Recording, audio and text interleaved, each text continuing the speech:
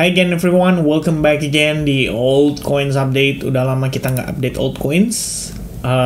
Live streaming sih, itu juga banyak ya, dari A sampai J udah kita bahas. Sekarang altcoins update yang di videonya nih, yang terbengkalai. Terakhir kita update altcoins itu Outlier, Arbitrum, Manta sekitar 4 harian lalu. And then Bitcoin. Ya, nah sekarang kita pengen update each bar. Ya, each bar ini banyak ngasih orang cuan. Congratulations buat kalian yang udah pada profit ya. Nah, teman-teman sekalian, posisi update tadi pagi Bitcoin, saya udah ngomongin soal can we see last dip for altcoins. And I do believe ini posisinya udah lagi ongoing. Bitcoin juga ya seperti biasa ya memasuki sesi Asia, ada pergerakan yang impuls dan impulsifnya sih sejauh ini technically masih konsolidasi. Ya, cuman goyangannya mantep teman-teman ya, jebret ke atas, jebret ke bawah. Nah, apa yang bikin altcoins-nya hari ini pada memerah? Ini kalau kita lihat nih altcoins lumayan merah-merah ya teman-teman sekalian. Yang hijau cuma beberapa ya, kayak Baby Doge ya, still hijau. Kemudian juga Turbo tadi nanjak 12,4% ya, dan selebihnya memerah teman-teman sekalian. Right? So, most of my position di altcoins juga udah stop loss break even, stop out dalam keadaan plus, dan beberapa transaksi ya tidak sesuai dengan ekspektasi. Tapi untungnya kita sudah manage itu kemarin sejak semalam lah, atau sejak hari Minggu kemarin.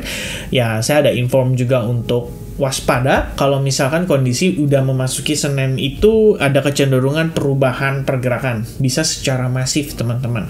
Kenapa? Karena Bitcoin closing weekly ya, dan Bitcoin closing weekly itu ya tentu saja artinya memberikan sebuah, kita bilang, nuansa baru lah pada pergerakan berikutnya.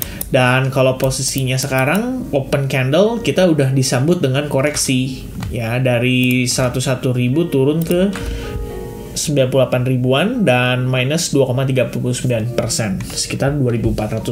Sebenarnya kecil, tapi dampaknya terasa sekali. Kenapa?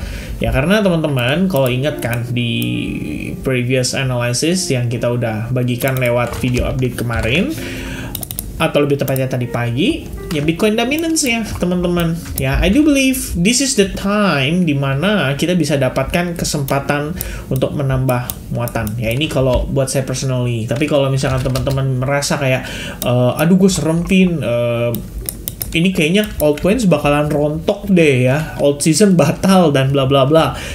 Apakah itu wajar ya, sense atau feeling seperti itu kembali muncul? Wajar teman-teman, dan itu selalu terjadi saat kondisi market memerah.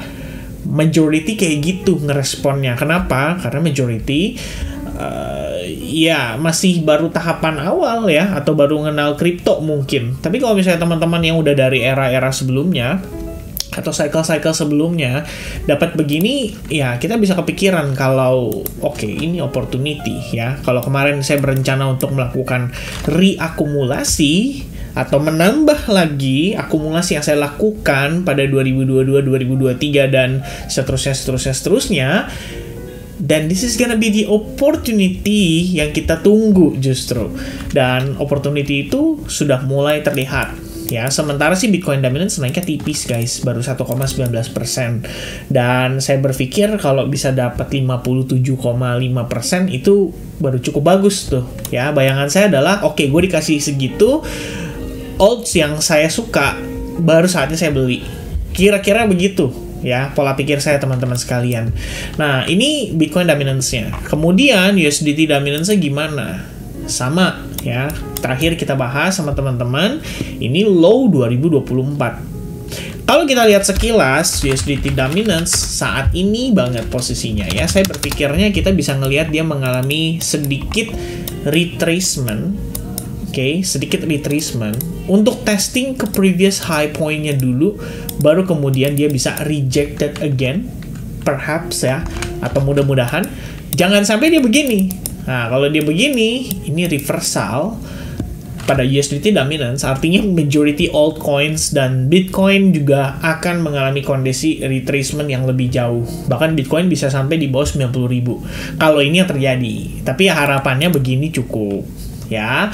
Jadi USDT dominance rebound setelah Bitcoin claim ATH baru. Artinya kan wajar kita mendapatkan koreksi dulu, market euforia dulu, take profit sebagian dulu, kemudian baru mereka rotasi lagi.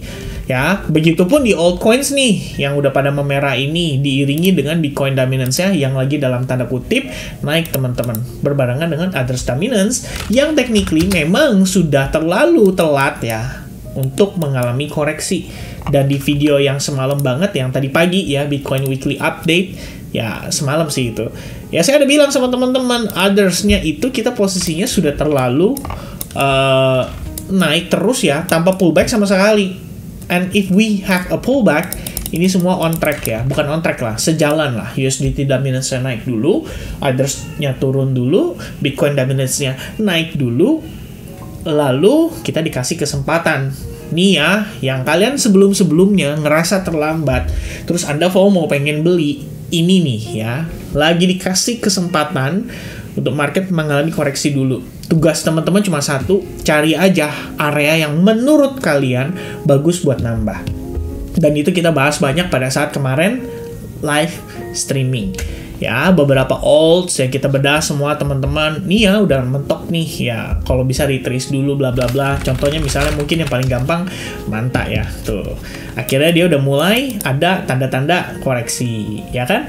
Minimal testing lah $1 dulu gitu kan. Minimal bisa balik ke $1.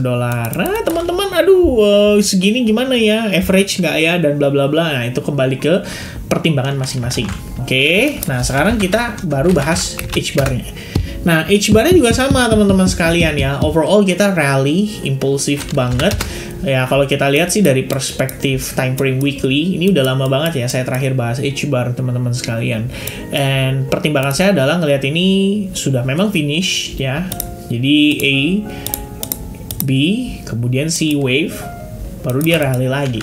Nah, ingat teman-teman, kalau konteks kalian melakukan analisis adalah menggunakan Elliott, itu artinya akan ada wave 2. Ya, 3, 4, dan 5 baru dia rally. Nah, ini kan baru satu nih, baru beres nih. Harusnya ya, harusnya. Tapi saya nggak tahu juga karena ini sangat impulsif, pengaruh sentimen, pengaruh news, dan bla bla bla gitu. Yang pasti H-bar udah naik selama 5 minggu in a row without any pullback sama sekali on the weekly perspective. Lalu kalau misalkan dia harus mengalami pullback di daily perspective, apakah itu wajar? Wajar sekali teman-teman ya. Kalau kita lihat di weekly, ini adalah old high yang so far di respect tuh sama si H-bar. Dia mengalami rejection. The next stop could be this range or even dia balik lagi ke 0,1585. Tapi saya rasa teman-teman mungkin nggak terlalu suka ya kalau dia balik ke sana gitu. But in the other hand, kalau kita ngelihat seandainya dia mengalami kondisi tersebut, saya bisa bilang bahwa ya ini adalah part of the pullback yang sangat sehat ya, karena harga naik seperti ini ya.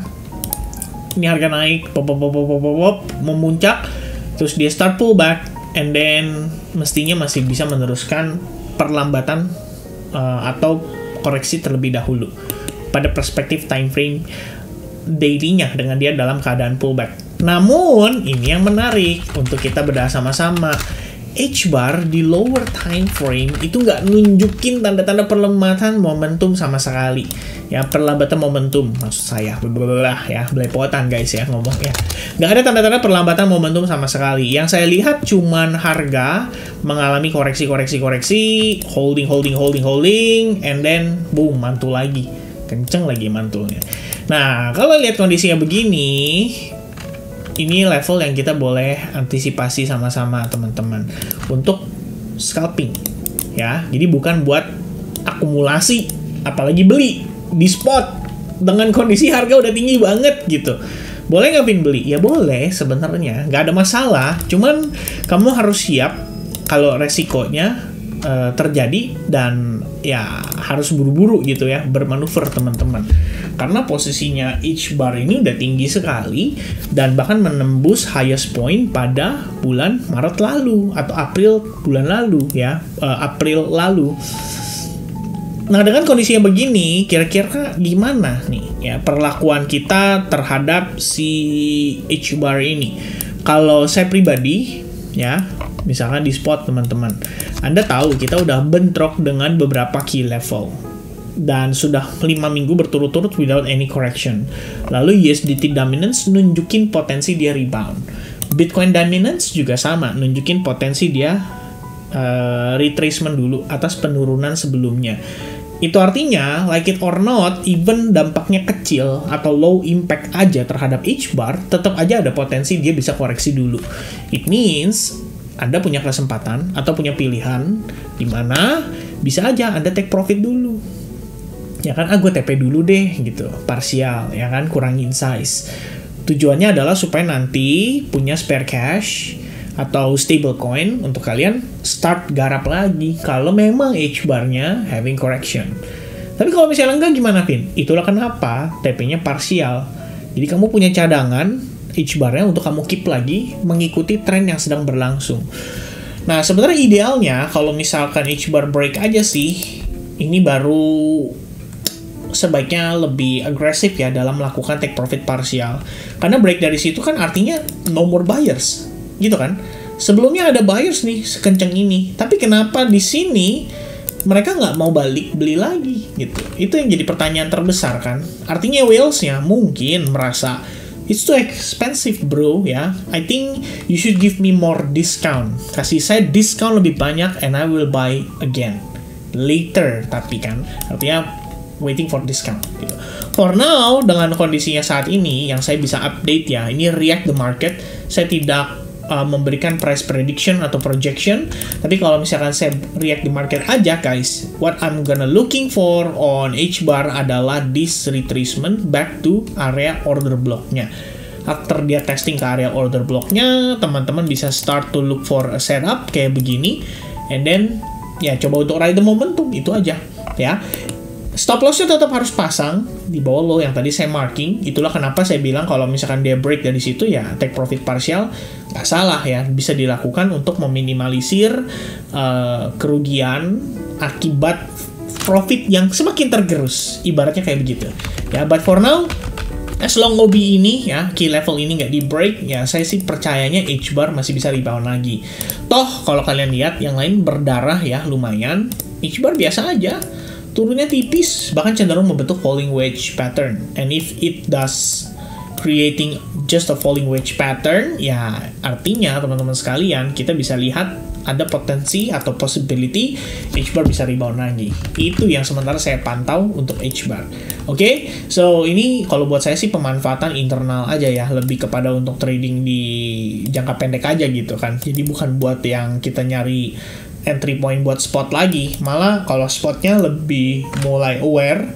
Kalau saya ya istilahnya saya udah pasti take profit partial dulu, 5 minggu naik dikasih pergerakan 800% ya, sejak dia mencapai titik terendahnya atau bottoming pada November lalu, itu udah good banget gitu. I mean it's a very very good deal ya, and you can say that you should take some profit, ya kan? 8x teman-teman, I mean 8x, come on ya, masa nggak di take profit sama sekali? Ya at least kamu masuk di tengah-tengahnya aja, at least minimal 2x, 3x sudah kepegang gitu di tangan. So you can take profit some and try to prepare ya, in case ada correction yang dikasih. Karena so far USDT dominance naik around 3% aja, H-bar turunnya cuma sedikit ya. Dari tadi pagi tuh dia turunnya cuma ya 9%, dikit. Ya, kenapa dikit ya? Karena naiknya kenceng banget dah sampai di atas teman-teman. Artinya turun segitu tuh sedikit sekali. Alright, ya so that's gonna be the update for H-bar. Tell me di kolom komen ya, kira-kira kita review altcoins apa berikutnya teman-teman. Yang pasti abaikan kalau ada bot yang komennya nggak jelas ya, XAI lah ini itu, XAI 214K lah bla bla bla, itu bot scammers, hati-hati teman-teman. Ya, saya udah memban mereka, udah di remove juga dari keywordnya, tetap aja mereka balik lagi ya, dan bikin account baru, dan ada koin baru. Ya itu nggak bakal bisa hilang lah, nggak bakal bisa dibasmi. Itu udah kayak kecoa atau semut teman-teman ya, kita bisa bilang. Walaupun dipakai hama, pembasmi hama sekalipun ya, in the end mereka akan nongol lagi ya kan. Jadi ya sebaiknya belajar untuk hidup berdampingan, sekiranya seperti itu. Oke, so God bless to everybody. Have a nice day and see you guys again later on the Bitcoin update. Cheers, God bless, bye bye guys.